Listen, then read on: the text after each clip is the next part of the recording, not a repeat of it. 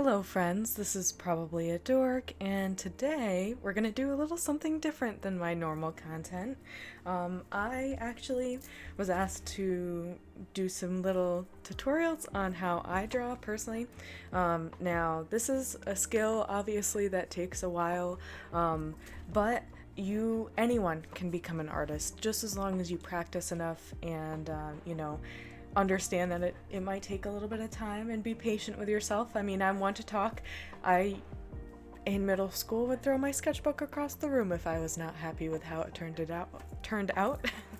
So, don't do what I do unless I guess it helps with your process. But, yeah, so I am just going to kind of go over, I guess, how I would start. So, let me pull up some references. Okay, so I think I found my reference. I'm going to do my best because it's a different perspective than normal, but I start by just kind of sketching a circle, and then I kind of add in just a rough outline of the face.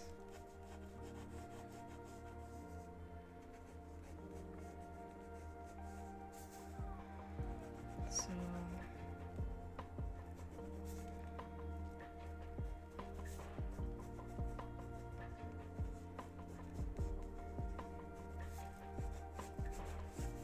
okay, and then I always just like to kind of add the full shape of the head in because it really helps me outline hair and where everything is supposed to go in that way.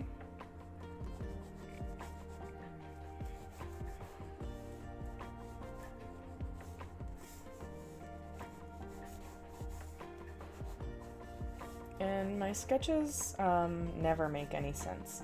Just try in the beginning stages to focus on the movement. So when I say focus on the movement, I'm more so talking about like I said, get a good reference photo in here, and then just focus on like that sway of your wrist. Even if you want to go on a different page and spend a whole page just like working on this movement and just kind of like curvature, it really helps a lot. So the flow of the piece, in my reference, she has her arm up. So I'm honestly just going to kind of shape out what that might be. So this, I'm thinking, is her shoulder area, and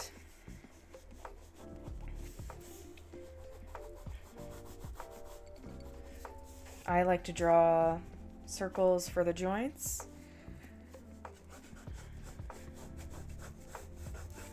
But nothing has to be very accurate in this stage. That is what the final sketch is for. And I personally think it's really sweet to have just like a map of where you started. I don't know, I think it helps going forward. And remember, like, not everything has to be perfect either. I come to accept the drawings I hate that I've done, and I found that actually saving those drawings, no matter how much you don't like them, is actually really nice, so that way you can just track your progress. And I don't know, it's just endearing to be able to look and see how far you've come, like you're doing great. And no matter how much I hate a drawing, I won't remove it. I will keep it in that book. I really will. Sometimes if I'm really ashamed of it, I will fold over the page. That way when I'm flipping through, or if anyone wants to look through my sketchbook, it's not really something they see. So that's like a little hack if you really don't want to look at it, if you're really disappointed. But don't worry, like this takes time and you'll get it, it just... everything will click one day, and it's still not clicking for me yet. So just be patient with yourself. That's the best thing I can, give advice for. So for noses, I I like to draw this map, so a line down the center, and then however the eyes kind of look, depending on how the head is tilting, I will tilt them down or up if you're looking up from someone, but if the person's head is kind of looking down, which in this picture she kind of is, so I put a line here, and then I draw a circle kind of right where the end of the ear meets, and then the lips underneath. Those I just kind of, get the feel of it, but maybe I'll do another video where I specifically show how to draw multiple different noses, multiple different mouths. They're a little tricky, but if you maybe open a page in your sketchbook and just dedicate it, literally just dedicate it to eyes, dedicate one to noses, dedicate another one to lips, it all will make sense. It's about doing it over and over and over again until, it's just natural. So I'm just gonna map out the size. I like to start with the nostrils first because then it kind of shows you the direction in which the nose is going.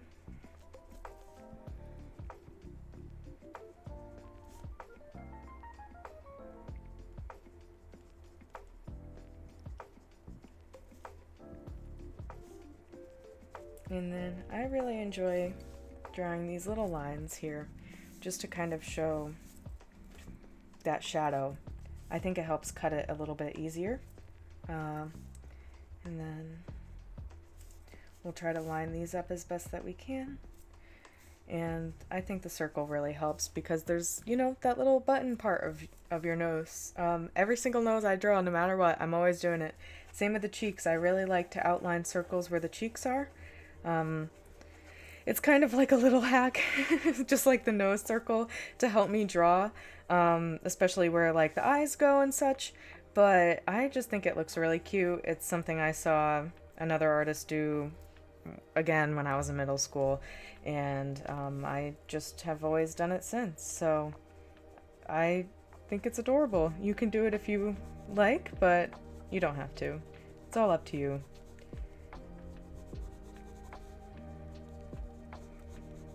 But yeah, having that reference, it really helps a whole lot. Now another stylistic choice of mine is I really enjoy accentuating the eye bags. I don't know. I think it's just something I've always done. I have really big eye bags, so yeah, that's why I do that on every single one of my characters. They're all just exhausted, I guess. But we all are to an extent. So, sorry I'm not very good at teaching, I'll be honest. It's not something I'm good at, but I'm very happy to learn how to be good at it so I can help other people grow as artists, because self-expression is very important, and it's also really relieving sometimes. Sometimes it's also very infuriating. I will not lie about that. When I say I would throw fits about my art, I really would. I would get so upset. But again, patience is key. You will grow and become amazing, and just the more you do it, the easier and faster you'll get the hang of it. And honestly, like for me, using this pen to challenge myself on the permanence of the lines that I'm putting in, it really forced me to get much better very fast, because I can't erase this, and it forces you to just continue to work with it and make it happen, because it's permanent and it has to become a part of the piece, that mistake. So that just is honestly really nice for me. Now she has super curly hair, so I just like to draw a coil like this.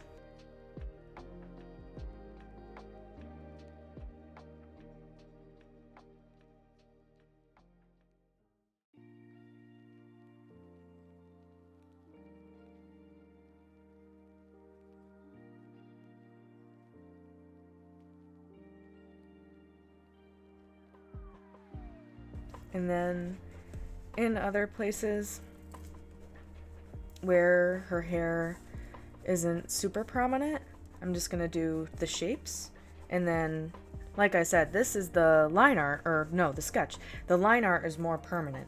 So the forefront where her bangs are, those lines I will accentuate much more and make them very detailed. But then for the background of it, that I don't really have to focus on the detail yet, not until I do my final lines. So we're just gonna kind of be nice to ourselves and just do this beginning, because after a bit, you know, your hand does start to hurt. So just get ready for all the cramps, but you know, it comes with it. You'll get good grip strength. That I can attest to. So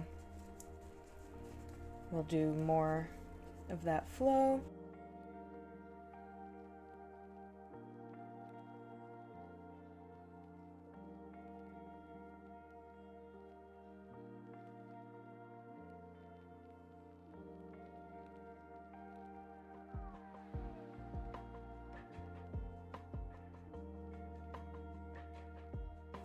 Okay, so now I kind of put the rough details in for her outfit. Now, clothes, I cannot teach. I have no idea. I am absolutely horrible at drawing clothes. I will be so honest. So that might be another day so we can both learn how to do clothes. But for now, we are going to just focus on coloring. So this is the Copic set that I have. These were the colors that I used most last video. So it would be E25 and E47 here. Sorry. I realize you can't even see them because they were over there. So yeah, these ones I used this one for the base, and then this one just to go over for shadows, and then more shadow. Oh, just start throwing things. I use purple. I love using purple in every single shadow that I draw, no matter the skin tone. I just think it's really fun. And then I use yellow as the highlight because those are complementary. You can really do it with any complementary colors, no matter what. It's still a lot of fun, but I just really prefer yellow and purple. So any, and then this one, R35, I also use. Watermark, like in your tear duct, I do this color. It is E93. These ones I really like a lot. And then these ones are much older, so the brush tip on them is definitely struggling. I've had this bad boy since middle school. I have a lot of the favorite colors, so this is one that I would run out of constantly. Same with E37, so I would get the refills. Honestly, it's so much cheaper to do it this way because each marker separately is $7, maybe $8 now, but when I was younger it was $7, and they were like special occasion gifts. I would also save up money from my first job. I started working right when I was 14. I would save up all my money and just spend it on art supplies, which I don't 100% recommend, but if you can do that, you know, it's definitely nice. So you don't need expensive supplies. I just prefer the way that Copics blend. It's very seamless. Although with darker colors, they are kind of a pain in my butt. I'm not gonna lie, only because they start to get spotty. I don't know if you noticed in my last drawing, but for the darker parts where I did the shadows under their necks, or even where I added the highlight, it just made everything whiter, almost like washing it out. I don't love that effect that the alcohol-based markers have, but it's almost all of them that do that, sadly. I do want to try the OOTD, I think that's how you pronounce it, markers. I've heard really good things and they're pretty cheap, but right now I just have these Copics and some of like these. These have been what I've been using the most, honestly, in my most recent work. They don't really, like I said, they only have one brown, which is really frustrating. So we're just gonna stick with these. I hope that's okay. So what I learned through doing that drawing I did the other day for my short is putting down the different colors first and then going over top actually was a better way, for me at least. So I like to start blocking out where shade is, and I like to block it out by doing that hatching technique that you see here with the pen. And then really, Pinterest might honestly be your best friend, or Instagram even. I follow some small creators that I love style, so I follow a lot of style creators, and they have great photos to use as reference too. So honestly, references are going to be your best friend for a while. It's just getting to know the shape of things, and please don't feel bad like if you're not able to come up with ideas for drawings on your own, because me either. I am very inspired as a creator, so like I have so many Pinterest boards, so many of just things and ideas to draw, and other artists, and watching speed draws are so helpful for me. That I did that all growing up, and it just shows kind of the technique that people use, and then you know, watching their thoughts, and you pick up over time like what ways you prefer to draw the best, and then that's when you see your style evolve. But don't be discouraged if you can't come up with anything on your own, because it's hard to do that, especially this year, because our brains are just so mushed already from all the content we consume. Like it's even harder to come up with an original thought. We're in a point in our lives where everything's been done. But as much as that feels discouraging, don't let it stop you from doing what makes you happy. And if that's art, keep going. You can still create original things, even though everything's been done before. That should just be I guess a way of looking at it. So if everything's been done, then nothing's really going to be wrong with you experimenting and figuring yourself out. You know, it takes that pressure off a little bit.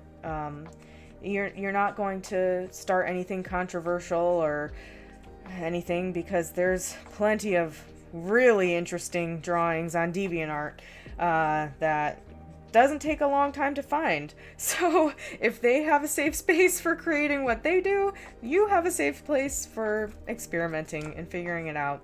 And just be patient. You know, I can't say it enough. I wish I wasn't so hard on myself growing up when I drew and stuff, because it's a long process, and it takes a lot of patience and self-love and learning and growing.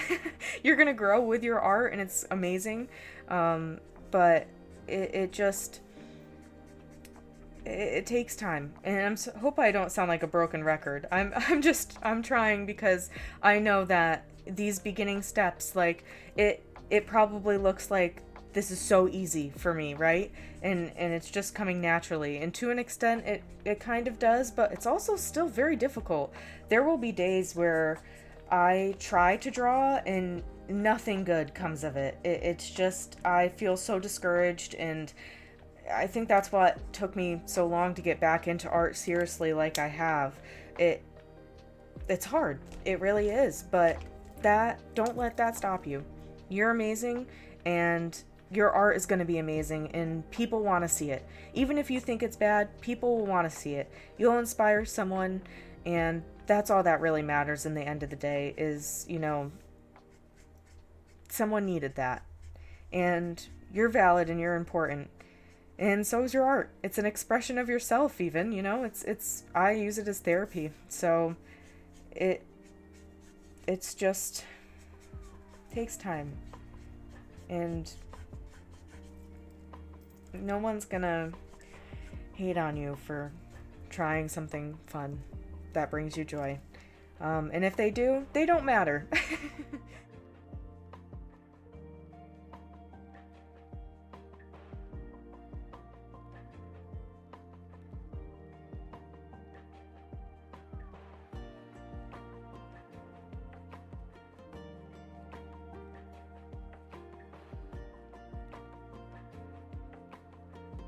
I was super in love with Warrior Cats and My Little Pony growing up.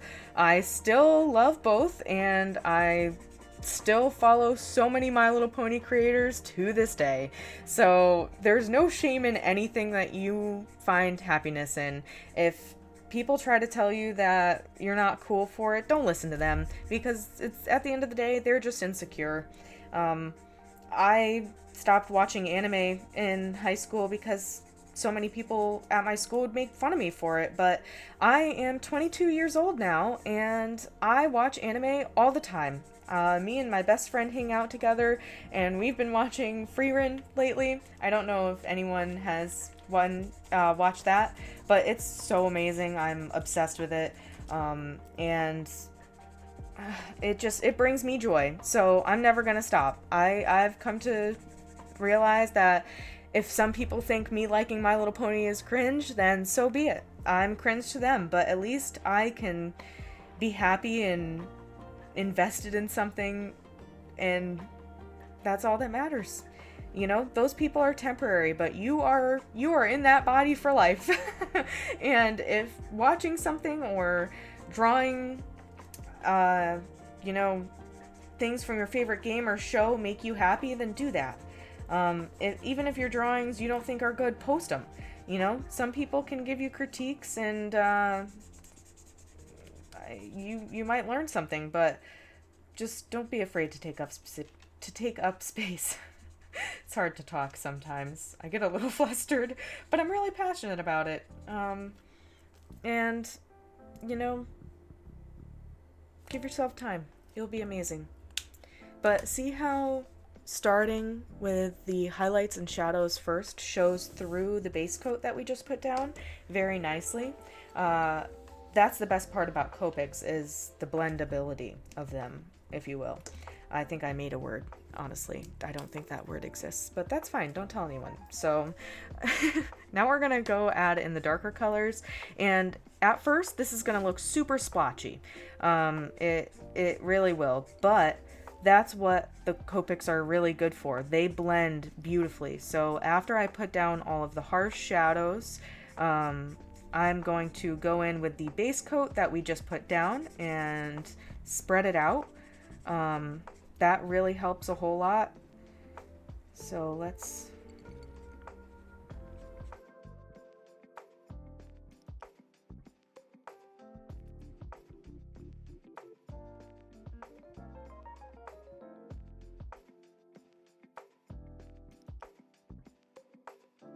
And then we'll go over the shadows with this darker color as well, because those extra colors just add dimension and life to your drawings. I am a big vivid color advocate. I love my neons. I love having so much dimension to my art. So I really try to add as many colors into skin tones as possible, and it really makes it look so nice and more realistic, honestly. So if that's something fun for you, just start putting random colors. Like, you could even use green as a highlight, red, like, look up funky lighting on Pinterest. Like, you'll get some editorial photography pictures specifically. I love editorial photography. It's my favorite. I used to do a whole lot of that in high school. I love photography so much. So that is a really fun way to get not just plain references, but really lively references with bright, vivid colors, and it makes everything just so nice. I don't know how to explain it. I'm really bad at explaining. But I highly recommend doing that. And yeah, just separating those highlights and lowlights with a harsh color is so nice for me.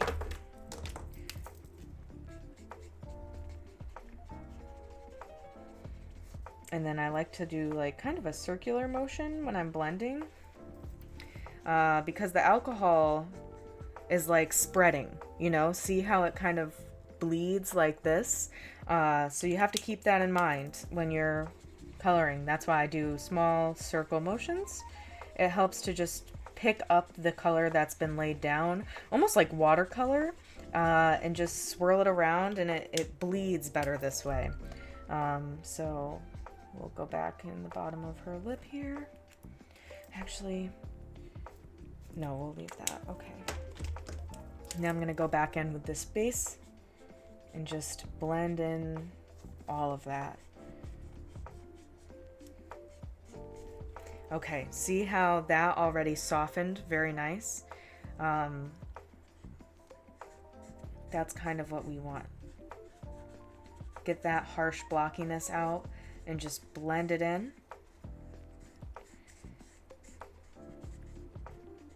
And honestly, something I've learned over time using these markers, or just any alcohol-based markers, is you just want to go over the whole piece again with your base coat. You're gonna be using that color a whole lot, so I would recommend getting 3 if you don't get like a set of markers, like selected colors. I would definitely recommend getting 3 of your base color, because you're gonna be using that one the most and will run out the most, because it's kind of like a painting. You want to go over it all so there's no splotchiness when it dries, and it's all bleeding seamlessly into itself, I guess, if that makes sense.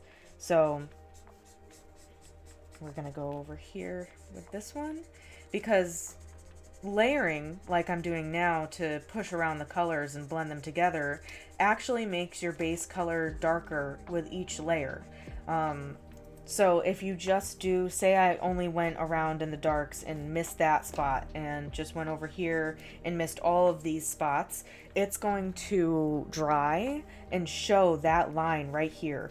But I have to act fast, because alcohol dries super quick, but it bleeds into itself as well. So you kind of have to learn to use that to your advantage and just go over it 100 times over.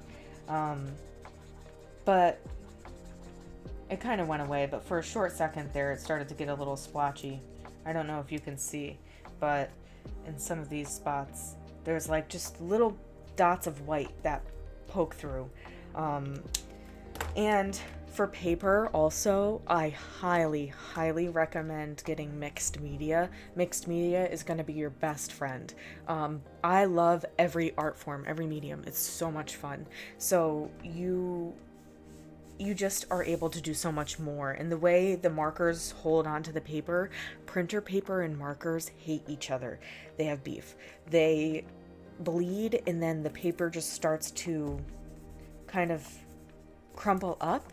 You know when you erase a page so much that it rips the page and then balls up little pieces of paper? You don't want that. So paper is very important. If you can, in your local art shop, if you have one, or a Walmart is great actually.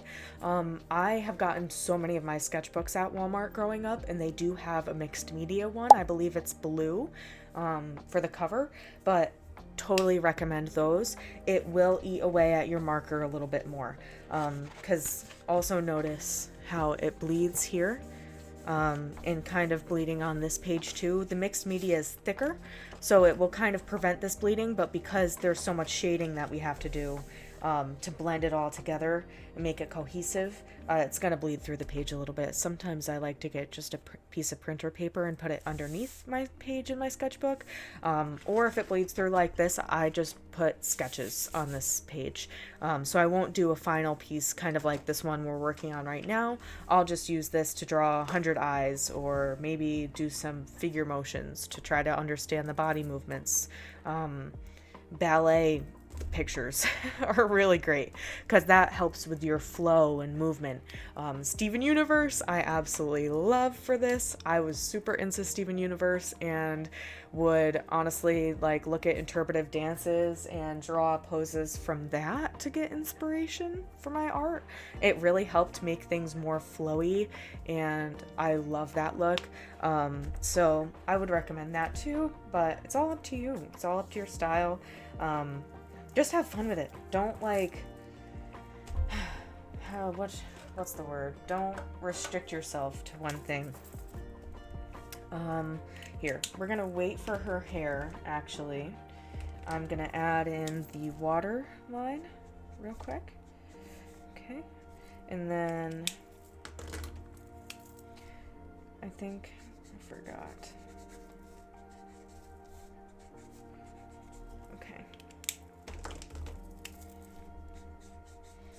But yeah, see, it looks so nice now having those colors show through. You can go over top again, which I'm gonna do, but that is how it washes out the darker colors. So, but some highlights look, or some shadows look really cool, bright, like bright color shadows. I really like that a lot. That's why I use purples. But see how it's starting to look a little splotchy here and kind of show the purple over the brown?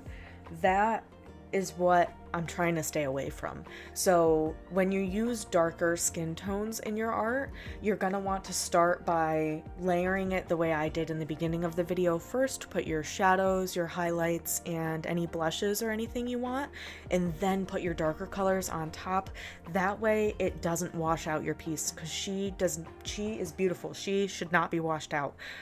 You want to keep that dark, but also keep that color in there as well. It's a balance. And I found doing the highlights and lowlights, shadows, everything first, and then going over top prevents everything looking washed out, which is really important. So then in certain parts, like I said, I don't mind having like a lighter shadow.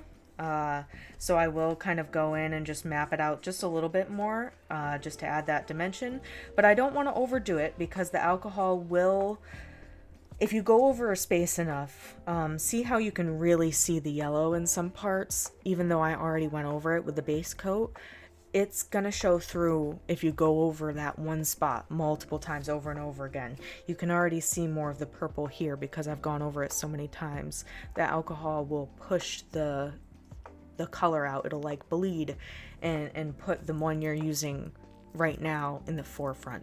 So I'm gonna be very sparing with this because I don't want it to be too washed out, but it's nice to add that depth in with the shadow, because that kind of got lost a little bit. So just kind of in the darkest spots, like the shadows where her hair is, her hairline and everything.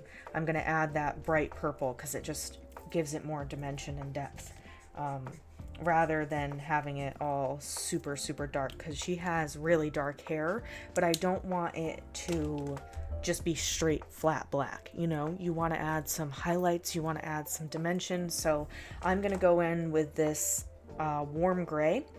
I think it is warm gray 7 is what I'm going to do first. That way we can have some highlights in there. I might even go over top of the warm gray with another like highlighted color and then go over in the black.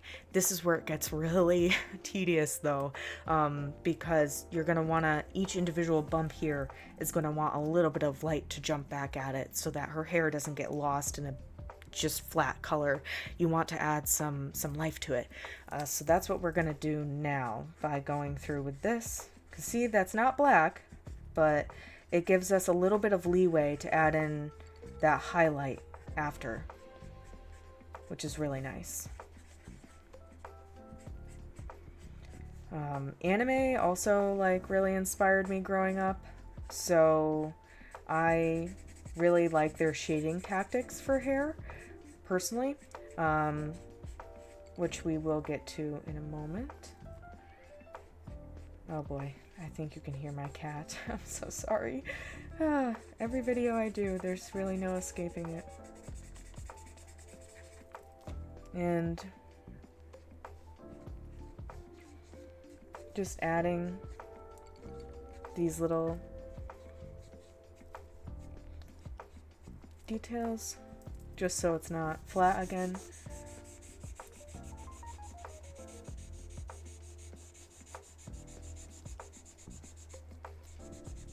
Also, my song of the day today is going to be Colors and Shapes by Mac Miller. I love that song. It's really beautiful. So if you kind of need a pick-me-up song, you're going through it. Colors and Shapes is that for me.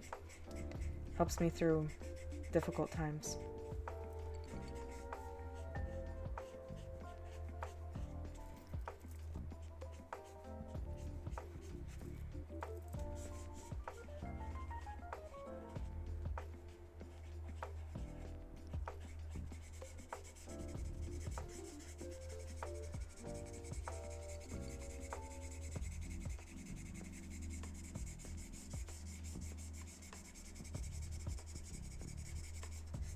Okay, perfect. So we've got our base color down.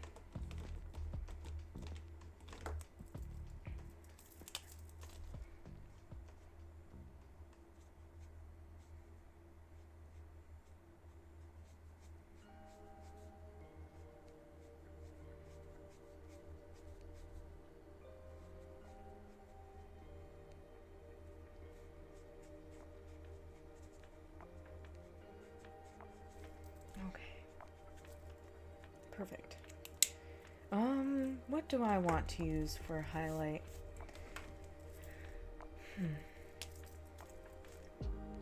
So I think we'll just add a little bit of yellow where I want it to be highlighted.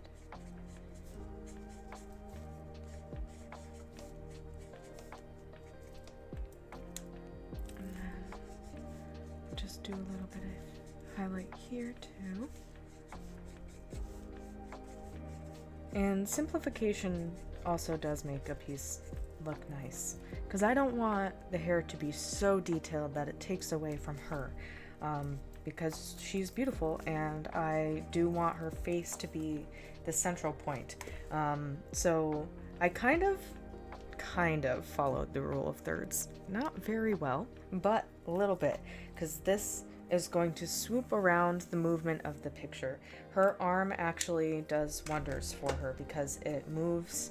Her face is the focal point. This is where you go first, but then the movement of her head and how it's tilted, going down to the detail in her necklaces, and then back up through her arm here, really ties the whole piece together. That's another reason why movement is so important in your art. It really helps to follow the rule of thirds and just overall, you know, make everything cohesive and look really pretty. This is something that you get better at over time. So right now, just focus on, you know, drawing your stick figure bodies, adding in those circles for her joints, and then, you know, shapes are going to be your best friend in the beginning. Bodies are impossible to draw without your shapes, at least for me. Some people can just freehand it. It's crazy. I could never. I rely on this red line here. But see how her face, like you can just barely see that red line, that pen I used? That's why I love the red ones. If I used the black one, it would show right through, but I could do finished pieces technically with the red pen underneath. You can not really see it too much, which is awesome. For eyes, I like to use either a light blue or a light purple. We're going to go in with a light purple just to balance it, since we've already used a lot. Just get that shadow in there. Kind of helps to make it look a little bit more realistic. Okay. I actually really like the hair to be lighter. I don't know, I think it looks really nice like this, but we can go in and do just a little bit, just a tad bit of detail.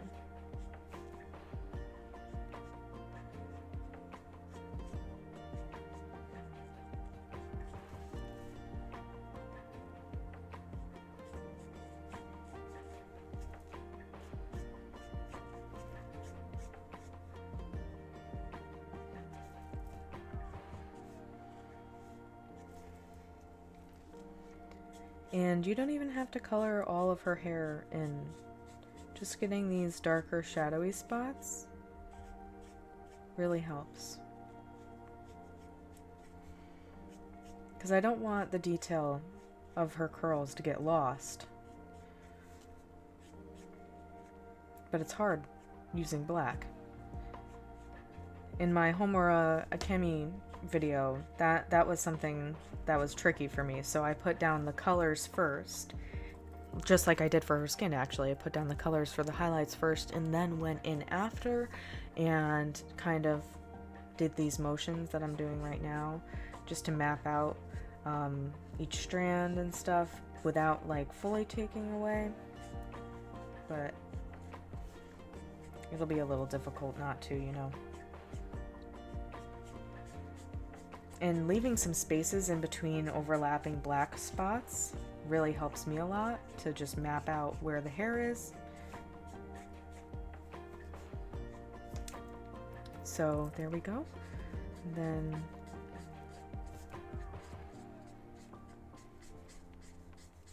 just add those flowy lines.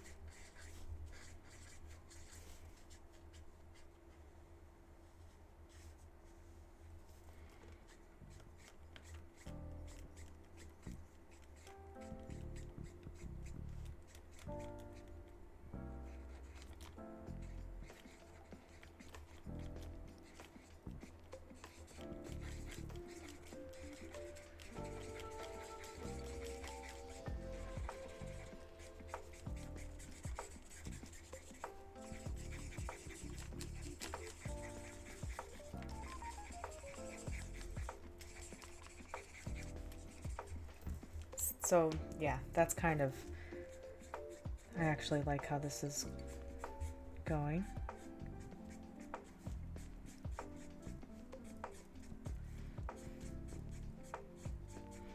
But the wrist flicking that I'm doing right here for the hair, that is very strategic and something you will learn. So honestly, doing this motion, like I said earlier, just on a piece of paper in your sketchbook over and over and over again, that is a very important skill. Like, you're just going to use it all the time. I love the movement that it creates. See, it makes it faster to do these tiny little details by doing it in layers, starting first with the just base or the lighter base, and then going in with those highlights in those areas. Just really, with the flick motion for curls, like, that's perfect because it really just mapped out all of the highlights in her hair, and it won't take me ages to do every detail because you don't want to draw away from your focal point, which in this case it's her face. If I do too much detail in the hair, you're only going to be drawn to the hair. You're not going to want to look at the other parts of the picture because it's different. It's dark, you know, it takes away. So you don't want it to take away. You want it to be detailed enough that it's pretty and you see in your mind, hey, that's some hair, but not too much that it's like, whoa, that's some hair. Like, that I really love it, but I'm not really looking at her face, which you want. So balance is key. Keeping your focal point in the main picture and then kind of loosely adding details throughout is how I like to work personally. It just takes a lot of weight off of my shoulders having to be so detailed, because sometimes I can be too detailed, and then the whole picture, every piece of it is something to look at, which is really cool, but then your focal point might get lost. Now, I'm not super happy with how the hair turned out up here, so I might try to shape out her hair up here just a little different. Okay, that's good, because then it doesn't take away. Okay, there we go. So that's looking a little better. Now, I'm just going to add in some random colors here and there. I think we'll do orange beads here. Also, try to use similar colors throughout your piece. So some of this in her jewelry was all the colors, and obviously it looks really beautiful in the picture. But in a drawing, it's a little different because you're not going to focus on every single little detail to the very last one. So try to stick with colors that you're going to use throughout the piece. For example, the tank top that she has under is a green, so I'm just going to kind of sketch it out. I don't really need it to be flat. Again, you don't want to take away from your focal point. So sometimes a sketchier finish is actually a lot nicer. Especially when you're starting off, like, don't pressure yourself to make everything perfect. That's gonna get you. So just kind of try to use similar colors throughout. Keep those shadows and highlights the same colors. find that really helps a lot. Keep everything kind of together.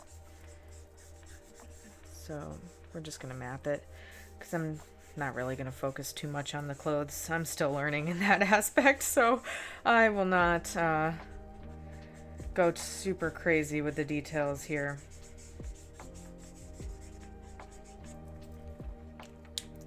But yeah, so I think I like it unfinished like this. So I'm just going to go in and add the detail with my micron pen or just a black pen. I love my big pens, as you can see.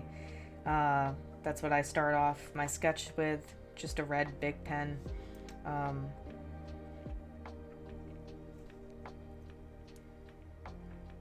These are really nice though.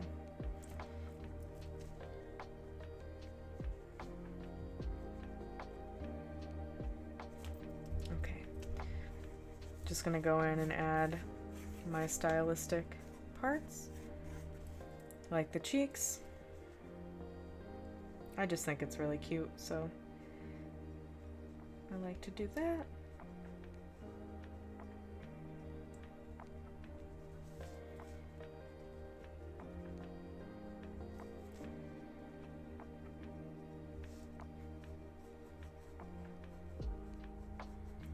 Also, just if you want some music suggestions on the side while I'm adding the details in, Ramirez, 10 out of 10, I live for him.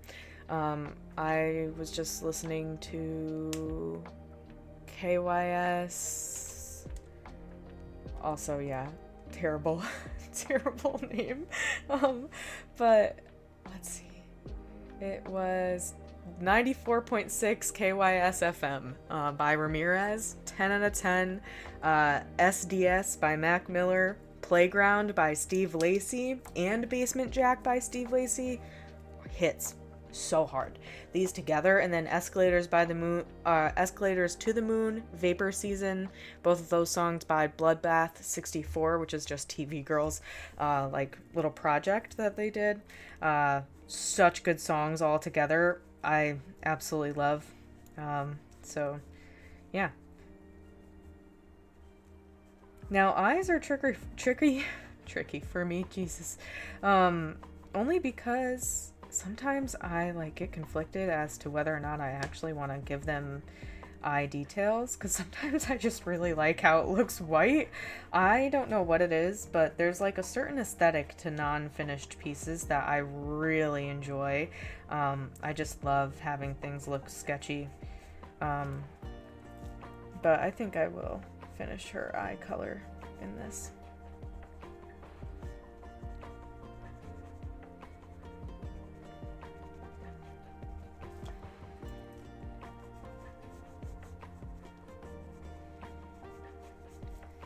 Perfect.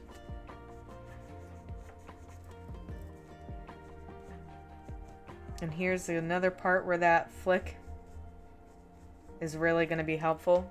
Eyelashes. You flick a lot for eyelashes. It's all about that curve.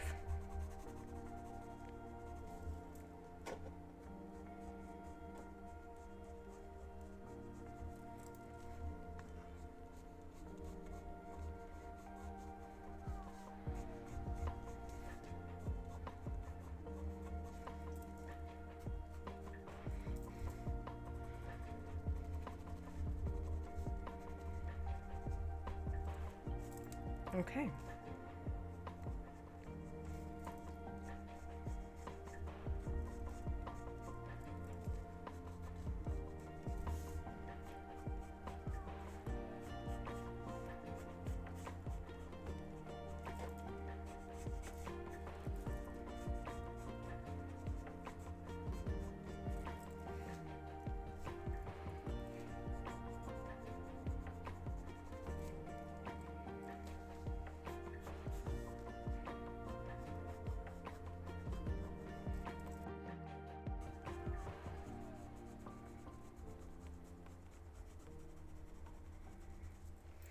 Perfect.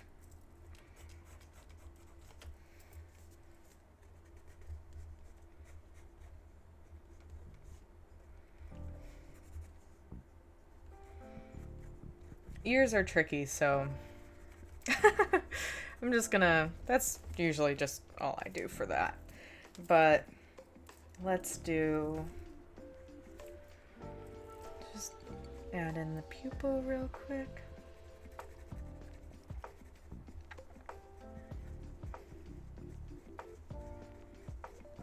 Of course, a bigger pupil typically means a happier person. Fun fact, your pupils enlarge when you're looking at someone you love.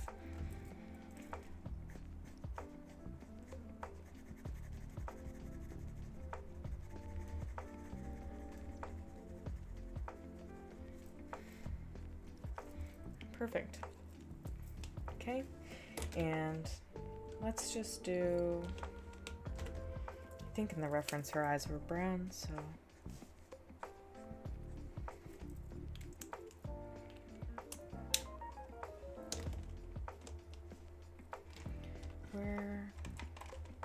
where did I put, oh, here we go.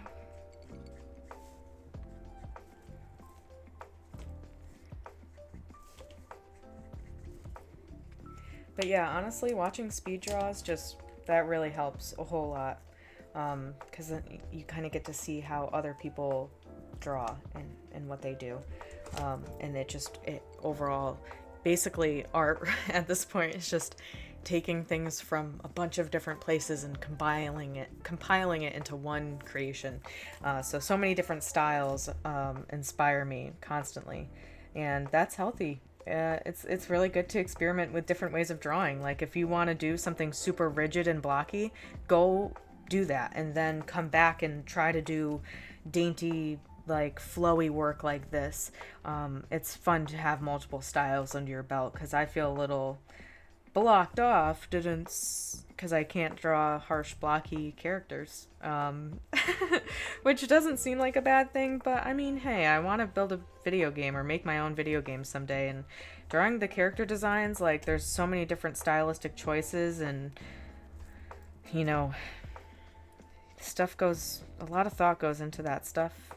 So just add whatever you like of other people's work, and you'll make your own eventually. It's okay, you don't have to have a style immediately. That's the best part of art. You'll find it as you go on. Like a separate artist I really loved did these harsh, like, what is this? Under eyelashes. Damn, I don't know why that was so difficult to get out, but I've been doing it ever since I saw them do it, and I love it. I think it's adorable. But another person did their highlights this way. I really love using the jelly roll pens, marker things, I guess. Those are personally my favorite, so I would highly recommend that. But you don't have to, obviously. Whatever you have access to is great. Just adding a colorful highlight is really nice, I find. I don't really use white too often because it kind of takes away from it. But yeah, so here she is. I am so happy with how it came out. I hope that you enjoyed watching me draw her. She's super pretty. I think that, like I keep saying, give yourself patience and time, and you don't have to have expensive supplies. It's all about technique. So challenge yourself. Only use pen for a little bit. Spend half of a sketchbook just drawing random things, and don't put pressure on yourself. That's the best advice I could give you. Patience and no pressure. Let this be fun and relaxing. It's not gonna be perfect right away. In fact, it might look awful in the beginning, but that's just because you're gonna be your hardest critic. Yes, there's always gonna be people that are hateful, but honestly, they're just jealous and really unhappy with their lives. So if people aren't supporting you, then they really have some problems with their own selves. That really is what it comes down to. Their own personal insecurities. And that's not your business. So screw them, basically. Like, and not in a mean way, that's not your business, but more of a way that's like, that's their own fault. People have to learn lessons on their own personally, and you can't learn them for them. I've tried, it does not work. So just be patient with yourself. Do it from a place of love and excitement and joy, and don't hate everything you create, because I still hate everything I create, and I've been creating for a long, long time now. But you'll get the hang of it. I know you will. I know you'll be great. If you have Instagram and you want to tag me in your work, please do. You can use a hashtag probably a dork, and I will start looking in there to see all of your work that you do. Anyone who wants to do that, I would absolutely love it. And I really hope this helped. I'm sorry about all my babbling, but hopefully you learned something and had fun watching. So yeah, thank you so much for coming along, and I can't wait to see what you make. You're amazing, and you're worthy of everything and love and happiness, and you deserve to pursue your dreams of being an artist if that's something that would make you happy. So yeah, thank you so much for hanging out with me today and drawing. I hope that you have a wonderful day or night wherever you are, and thank you so much.